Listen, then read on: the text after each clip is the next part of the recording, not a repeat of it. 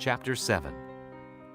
The Pharisees and some of the teachers of the law who had come from Jerusalem gathered around Jesus and saw some of his disciples eating food with hands that were unclean, that is, unwashed.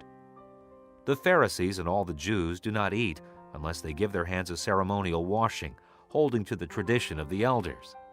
When they come from the marketplace, they do not eat unless they wash, and they observe many other traditions, such as the washing of cups, pitchers, and kettles.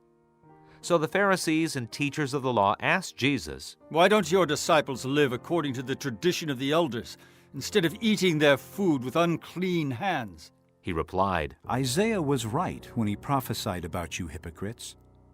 As it is written, "These people honor me with their lips, but their hearts are far from me. They worship me in vain.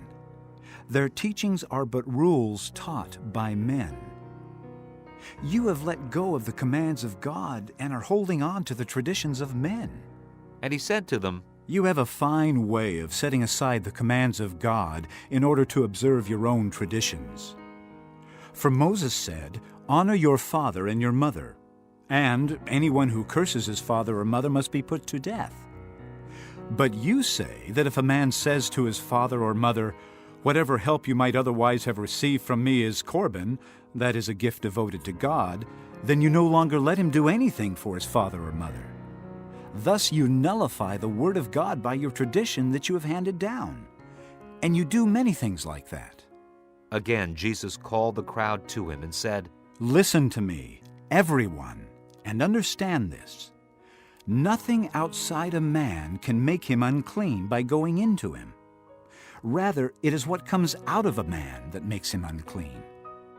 After he had left the crowd and entered the house, his disciples asked him about this parable. Are you so dull? He asked, Don't you see that nothing that enters a man from the outside can make him unclean?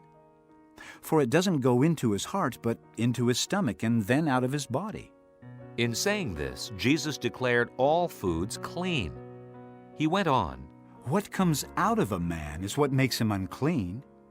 For from within, out of men's hearts, come evil thoughts, sexual immorality, theft, murder, adultery, greed, malice, deceit, lewdness, envy, slander, arrogance, and folly. All these evils come from inside and make a man unclean. Jesus left that place and went to the vicinity of Tyre. He entered a house and did not want anyone to know it, yet he could not keep his presence secret. In fact, as soon as she heard about him, a woman whose little daughter was possessed by an evil spirit came and fell at his feet. The woman was a Greek, born in Syrian Phoenicia. She begged Jesus to drive the demon out of her daughter. First, let the children eat all they want, He told her. for it is not right to take the children's bread and toss it to their dogs. "Yes, Lord. She replied. But even the dogs under the table eat the children's crumbs." Then he told her, For such a reply, you may go. The demon has left your daughter. She went home and found her child lying on the bed, and the demon gone. Then Jesus left the vicinity of Tyre and went through Sidon down to the Sea of Galilee and into the region of the Decapolis.